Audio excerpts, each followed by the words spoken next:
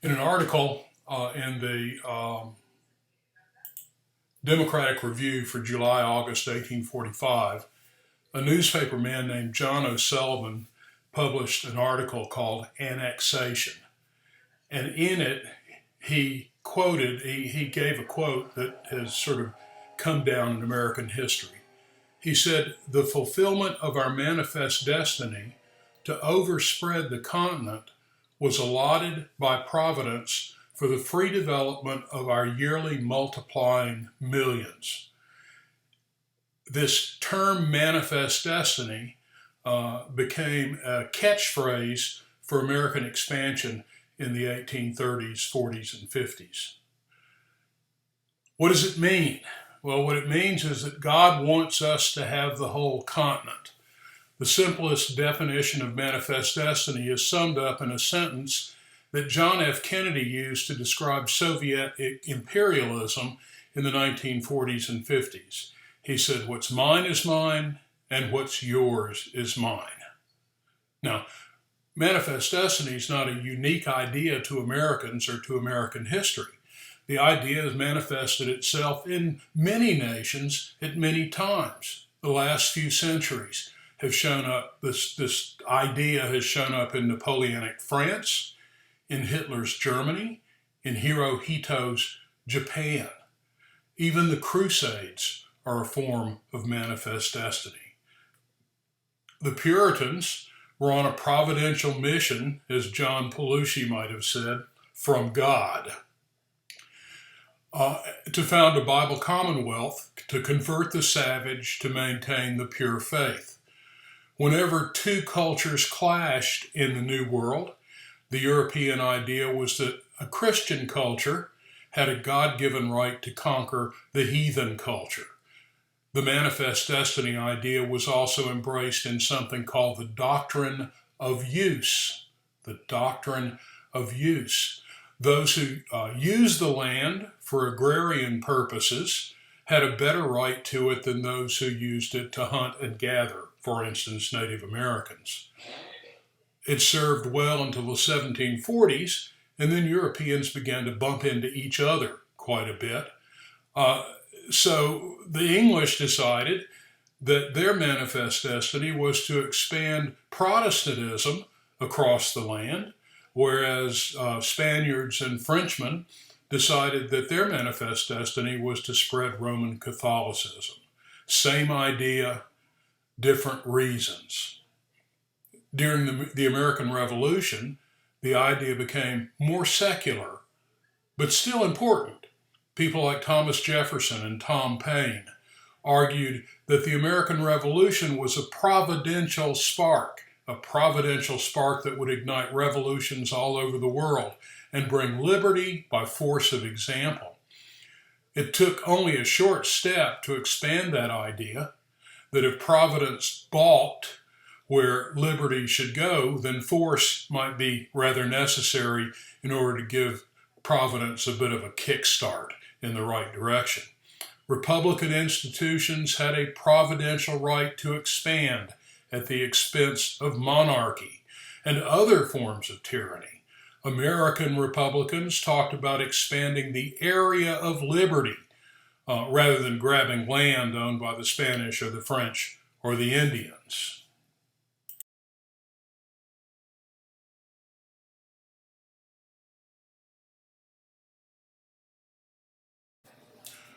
So in 1845, this old dog, manifest destiny, became a new idea for Americans. This new idea took on several definite characteristics, and I want to talk about them for a minute now. The first of those characteristics was nationalism. The United States was a chosen nation, a new Israel, and of course, what God wants for Israel is a good thing. So what Americans want is what God wants. Number two, American institutions were considered superior to any others. So Americans had not only a right to expand their territory, to expand their institutions, but a duty to expand and bring American institutions to those who were not enlightened enough to already experience them. Number three, Americans believed very, very much that the preservation of American liberty required constantly expanding borders, a sort of an American Lebensraum. We've already talked about Jefferson and others who believed that American expansion was necessary to give American farmers, new generations of American farmers, more land on which to plant and preserve Republican virtues. And so Manifest Destiny simply becomes a part of that catchphrase, expansion for liberty. Number four, Americans had, by this stage in the game, acquired the European idea of what's called natural boundaries. Now, that idea comes from Europe. Europeans believe that if you look at a map, you see that various countries in Europe are separated from each other by natural boundaries, by rivers and mountain ranges and stuff like that there. And so Americans took this notion over as well. As America grew, in each case, a new natural boundary would appear, from the Atlantic seaboard to the Appalachian Mountains, from the Appalachians to the Mississippi River, from the Mississippi River to the Rocky Mountains, and then finally from the Rockies to the Pacific. So from the Appalachians to the Pacific Ocean, each time Americans saw a natural boundary, they decided it was time to move on to occupy the territory between them and it.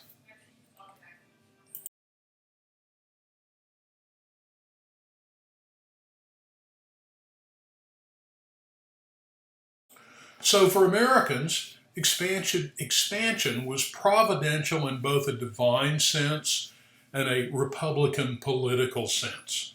Given these premises, anybody who was critical of the idea of Manifest Destiny was both evil and opposed to freedom. Manifest Destiny would take on a sort of a missionary spirit. Now, American expansion would take three forms. The first, annexation, the second, negotiation, and the third, conquest. And we'll be looking at expansion and all of its implications over the next few slides.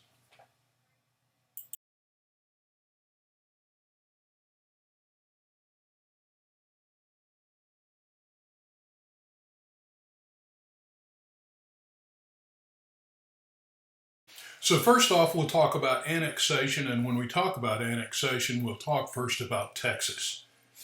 East Texas was cotton country. In 1820, Moses Austin led a group of American settlers into Spanish Texas.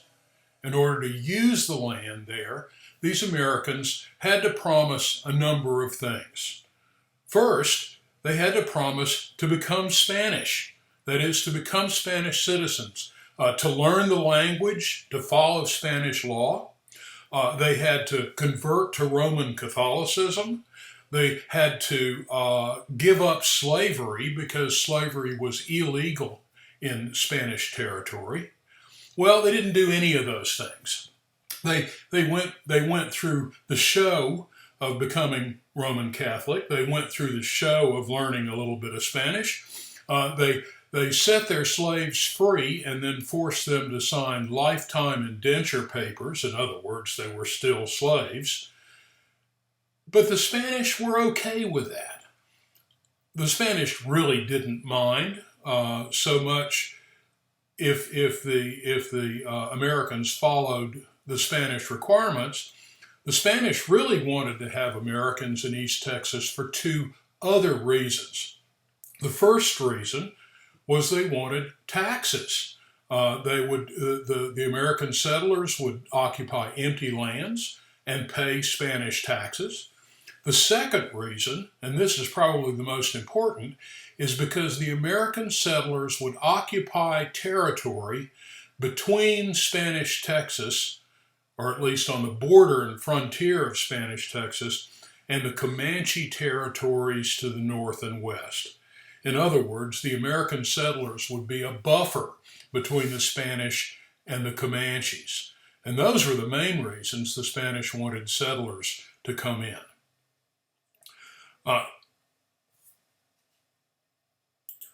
Americans would present a first line of defense against the Indians, of which there were plenty in Texas. The most dangerous were the Comanches. Problems arose early in the settlement. Americans settled on a frontier that had no real law. What appeared was often called border law. It ran thinner in more civilized areas. Settlers protected themselves, and the law was what they made it on the spur of the moment. Lots of people who moved to Texas were rather unsavory. A good example of that would be Jim Bowie, a gambler and adventurer, and William Travis, a failed country attorney. And these folks found opportunities for adventure and excitement in Texas, where the law was thin and where they could pretty much do whatever they wanted. Texas became a safe haven for even less law-abiding folks. If you look at court logs in Virginia in the 1820s, every now and then in the log you'll see the letters GTT, which stands for Gone to Texas. Lawbreakers in the South and East in the United States could run across the Sabine River into Texas, and since Spain had no extradition, then once they got there, they were free and clear. By 1830, Texas was part of an independent Republic of Mexico. There were some 35,000 Texans of American origins in Texas by 1830. Many of these were slave owners. A few were desperados. Gosh, I love that word, desperados. Most were used to living on their own without much government interference or without paying many taxes. The Mexican government, unlike the Spanish government, was much more interested in making sure that law and order prevailed in the entire Mexican empire, all the way from Central America up to California. And a Mexican government presence by 1835 had begun to become more formalized, more extensive, and the Americans who lived in Texas didn't like it one bit. They didn't like paying their taxes. They didn't like having Mexicans supervise their activities. They didn't like all these Spanish-speaking people coming up and telling them what to do. They didn't like the new court system. And so they began to look at all of this, all of these new rules and regulations and laws that were imposed by Mexico City in much the same light that their forebears had looked at British impositions in the period right before the American Revolution. Things began to get bad in Texas.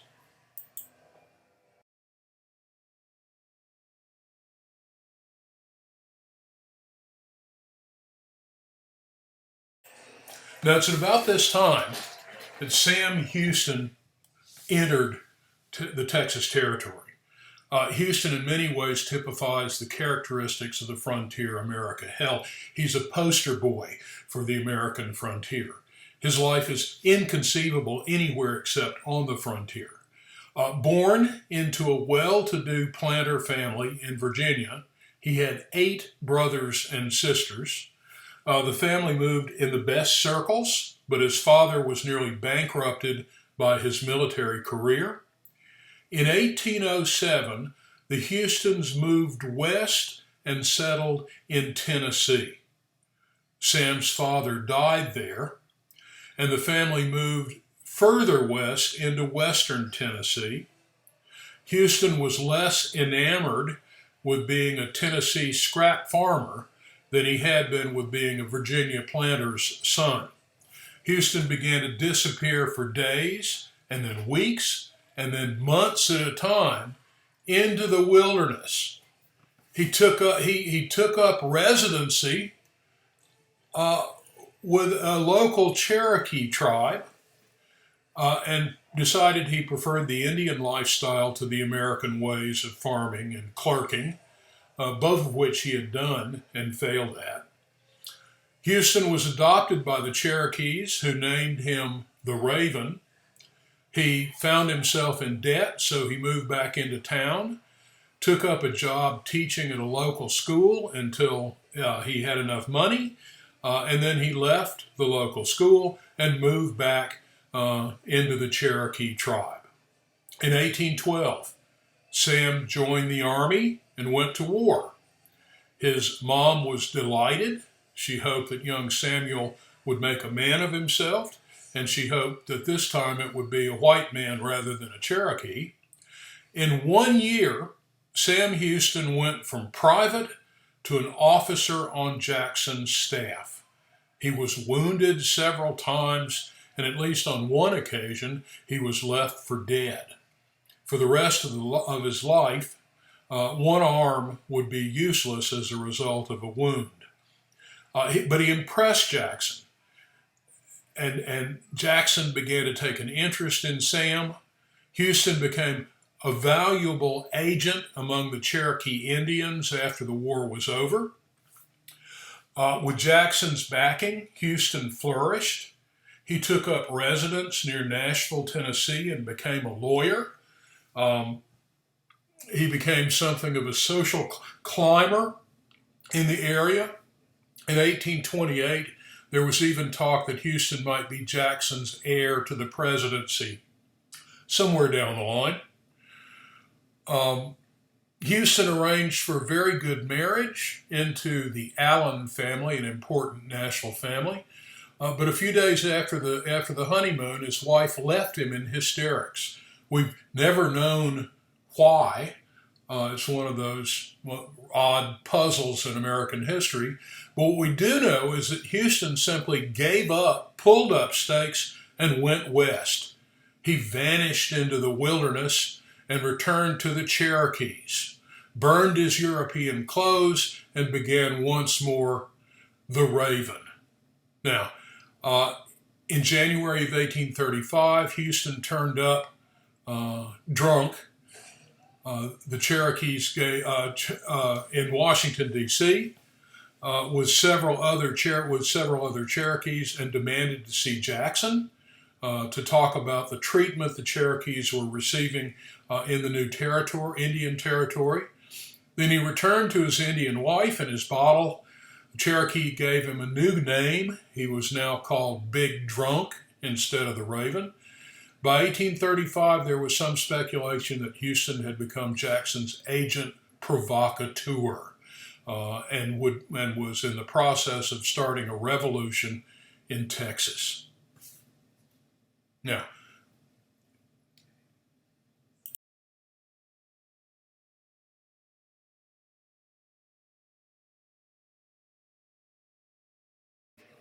Andrew Jackson wanted Texas for the Union.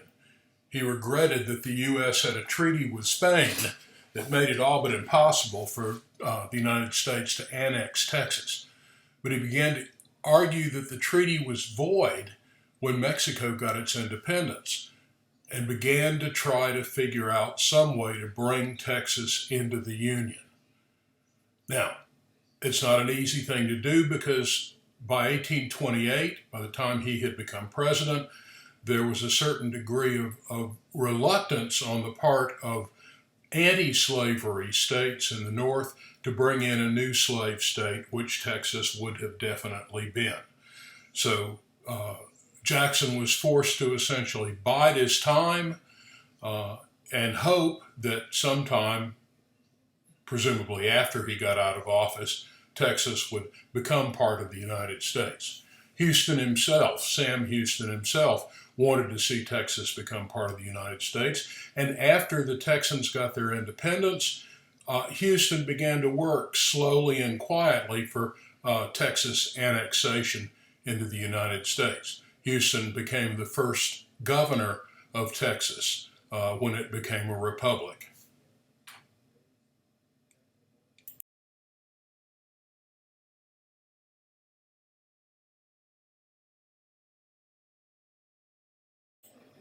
By about 1834, Sam Houston was in Texas and had begun to organize the settlers to respond against the new Mexican government laws, and had also begun to organize settlers and bring in Cherokee allies. In 1834, he made a trip to Washington and New York, probably to raise support and funds. At the same time, his allies in Texas began to quietly drift across the Sabine River into Texas, armed to the teeth and waiting. These factors didn't escape the attention of a very worried General Antonio Lopez de Santa Anna, who was the dictator of Mexico. The Texans in 1836 set up a provisional government in Texas and met at a place called Washington on the Brazos and wrote their equivalent of a Declaration of Independence and a Constitution, and the war was on. The defeat of Santa Anna at San Jacinto created an independent republic, the Republic of Texas.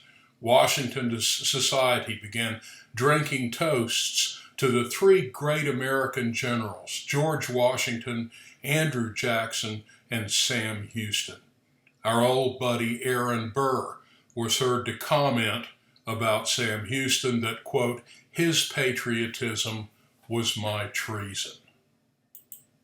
Shortly after becoming an independent republic, Texas requested annexation into the United States. But Jackson was caught in a political dilemma and refused to either annex Texas or to even recognize its independence. Relations with Mexico and the growth of abolitionism in the North made both annexation politically inconvenient and difficult to do in terms of international foreign policy. In January of 1831, the abolitionist William Garrison issued the first edition of his abolitionist newspaper, The Liberator, in which he called for the immediate emancipation of all slaves by whatever means necessary. Slavery was rapidly becoming a hot issue. In 1832, Nat Turner's rebellion took place in Virginia, which further complicated the issues of slavery. Jackson wrote to Sam Houston telling him that he feared the possibility of annexation of Texas was all but impossible. The Van Buren administration, after 1836, was unable to raise the Texas question as well. Finally, John Tyler, a president with no party to speak of and nothing to lose, annexed Texas in 1844 through a joint resolution of Congress, and we'll talk about that more later.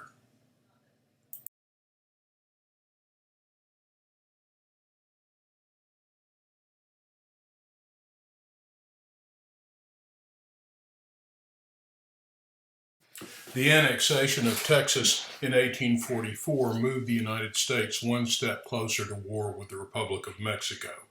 But many other factors led to that war, which finally broke out in 1846. There were a number of sources of friction between the United States and Mexico. At the root of the conflict was, of course, the notion of manifest destiny. American settlers had settled in many areas of the territories which belonged to Mexico, which Mexico had inherited from Spain. These American settlers believed fervently that it was the manifest destiny of the United States to expand from the Atlantic to the Pacific Ocean.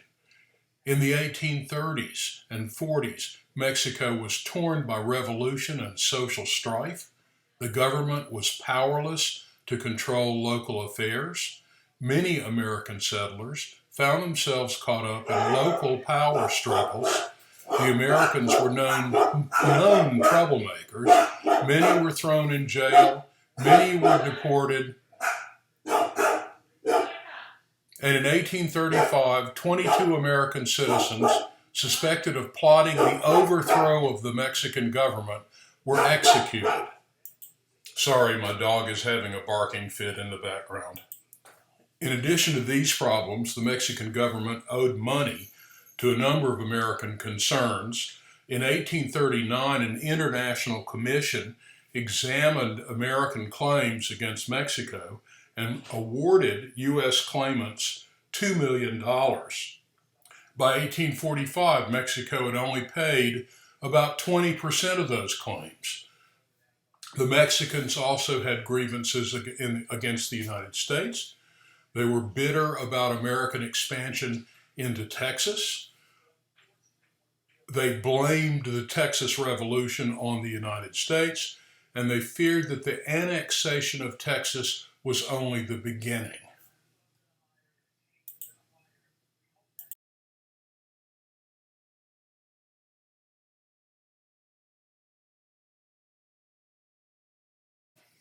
In the presidential election of 1844, the Democrats demanded the annexation of Texas and the Oregon Country.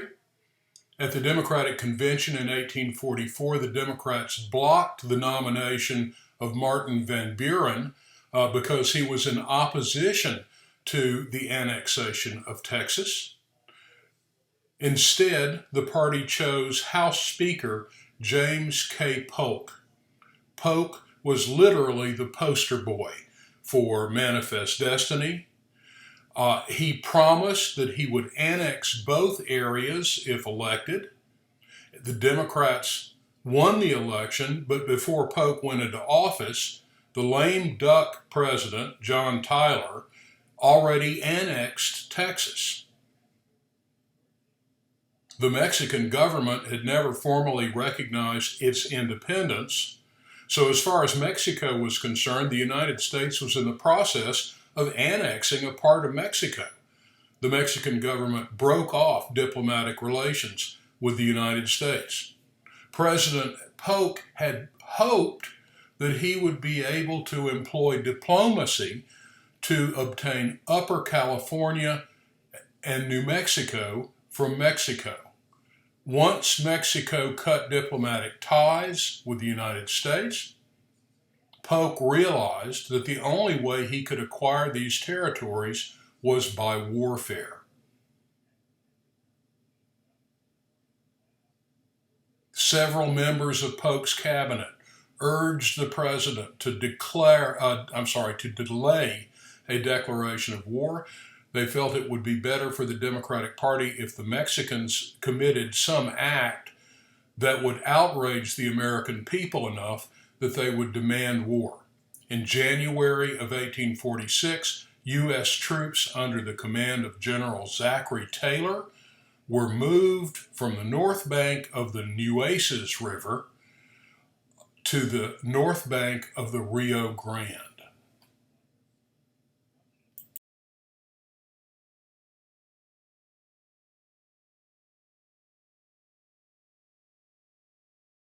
In something that could only be called a sort of diplomatic psychosis, even though Mexico denied that any part of Texas belonged to the United States, they accepted the Nueces as a borderline, a provisional borderline between the United States and Mexico. By moving the troops south, as the map shows, to the Rio Grande, Polk expected that the Mexicans would defend it. Polk could then declare war. Unfortunately for the president, the Mexicans weren't eager to provide him with a cause for the war, and months passed without incident. Polk grew impatient. Finally, on May 9th, 1846, a cabinet member brought a message that an attack had been launched across the Rio Grande. And so Polk went to Congress and asked for a declaration of war. The U.S. government said that it was started by Mexican aggression. The Mexicans said it was started when the American Army fired the first shot. A junior congressman from Illinois asked an interesting question.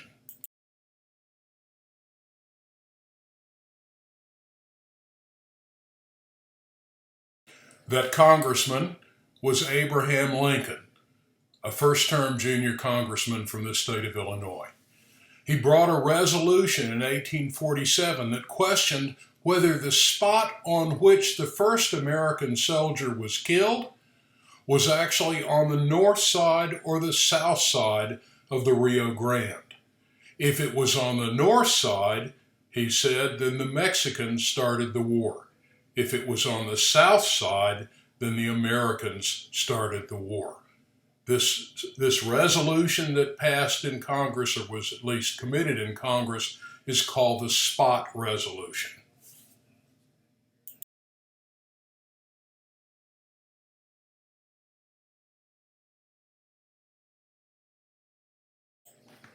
It's possible that Mexico felt that they could win a war against the United States. They may have felt that either the war would be unpopular in the U.S., and thus it would receive little support.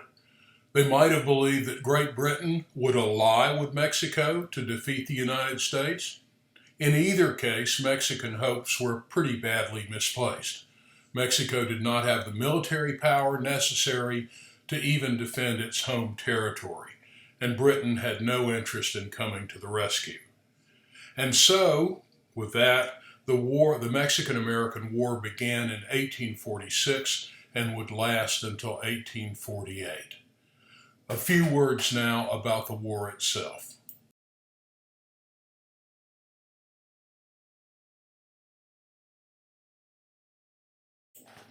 From the onset of the war, the U.S. military operated in three areas: Upper California and New Mexico, the Pacific Coast, naval operations, and across the Rio Grande River into northern Mexico. In Upper California, volunteers under William B. Ide had already made plans to rebel against Mexico. So when the war started, Californians took over the Mexican territory of California, planted the Bear Flag Republic flag, and claimed themselves to be a sovereign republic. The operations were successful with the help of John Fremont, an officer in the U.S. Navy. The naval forces landed at Monterey on July 7th. Commodore J.D. Sloat defeated the disorganized Mexican force and declared California to be part of the United States. Bear flaggers and other irregulars moved south and took over Los Angeles and San Diego. Fremont then moved across New Mexico, where he was met in Santa Fe by William S.W. Kearny. Kearny had led an invasion force from Fort Leavenworth to the Missouri River. Zachary Taylor won several victories on the Rio Grande and then went into Mexican territory and took Monterrey, Mexico. He moved south to Buena Vista and there defeated Santa Anna. Despite numerous defeats, the Mexicans continued fighting. Santa Anna simply refused to accept surrender. In order to win the war, President Polk ordered a third expedition to attack Mexico City itself. This force of Army and Marine units under the command of General Winfield Scott sailed across the Gulf of Mexico, landed at Veracruz on the eastern coast of Mexico. After days of constant fighting, American troops entered the Mexico City, and after brutal house-to-house warfare, the city was forced to surrender. Santa Anna was finally forced to accept defeat, and the various elements in the war, the United States and Mexico primarily, met in Guadalupe Hidalgo to settle a treaty that ended the war and ceded lands from Mexico to the United States.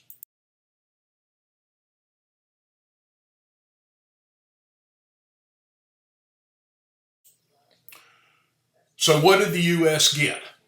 In 1848, Upper California, New Mexico, and almost the entire Southwest were in American hands. The Mexicans were forced to sign the Treaty of Guadalupe Hidalgo in 1848. The treaty forced Mexico to give up any claim on Texas that it might still have, to give up California and New Mexico.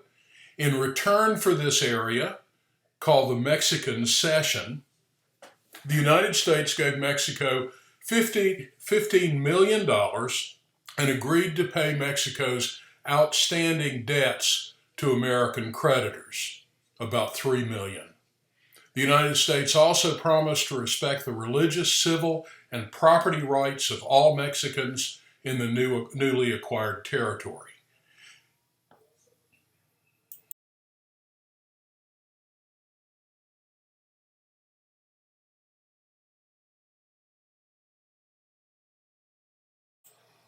In 1853, the United States paid Mexico an additional $10 million for a small area on the Gila River, that's spelled G-I-L-A, called the Gadsden Purchase.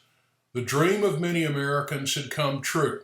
The southwestern boundary of the United States had reached the Pacific Ocean.